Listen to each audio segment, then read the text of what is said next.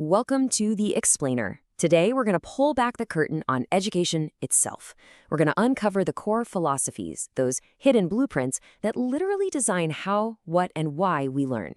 So, let's start with a question you've probably asked yourself at some point. Why is it that one class can feel like you're just supposed to memorize a bunch of facts, while another is all about debating and discovering things together? The experiences feel worlds apart, right? But why? Well, the answer lies in this really powerful concept called a paradigm. The best way to think about it is like an operating system. It's the underlying framework that sets all the rules, all the assumptions, and all the methods for how we approach something like teaching and learning. So here's what we're going to cover. First, we'll look at how these hidden blueprints even evolve. Then, we'll take a quick tour of the major paradigms that have really shaped our schools.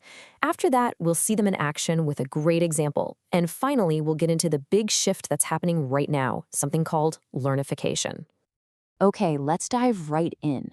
How do these fundamental ideas about education actually change? Because it's definitely not random, there's a surprisingly predictable cycle to it all, and it's often pretty revolutionary. Yeah, the historian of science, Thomas Kuhn, had this brilliant insight. He noticed that big ideas don't just shift gradually. Nope. They go through these long, stable periods and then, bam, intense disruption and radical change. He actually created a model to explain exactly how this works. And here it is, Kuhn's cycle. It all starts with normal science. That's when pretty much everyone agrees on one dominant model. But then anomalies start to pop up, weird results that the model just can't explain. And when enough of those pile up, you get a model crisis. People lose faith in the old way of thinking. This chaos opens the door for a model revolution, where new ideas battle it out until, finally, a paradigm shift happens. A whole new model takes over, and the cycle starts all over again. Right? So the big takeaway here is that education has gone through several of these massive shifts. Each time, it's like a new operating system gets installed, and it fundamentally changes everything about how teachers teach and how students are supposed to learn. And this table just lays it out so clearly. We're going to look at these three major paradigms: behaviorism, cognitivism, and constructivism.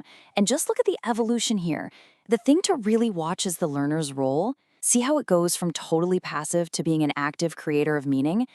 That's the key. Okay, first up, behaviorism. With this model, the mind is basically a black box. We don't care what's happening inside, we only focus on behaviors we can see. Learning here is all about conditioning a certain response with repetition, drills, and rewards. Think gold stars for getting the right answer. Then, cognitivism came along and basically cracked open that black box. Suddenly, the focus shifted to the mind itself, how we process information, how our memory works, how we solve problems. So in this world, education is all about structuring knowledge in a way that our brains can process it best. And that brings us to the next big leap, constructivism. This paradigm makes a huge claim. We are not just empty vessels absorbing information or computers processing it. We are active builders. We literally construct our own understanding of the world by connecting new things to what we already know. This is where you get all the hands-on projects and discovery-based learning. Okay, so these theories are interesting, right? But what do they actually look like in the real world, in a classroom?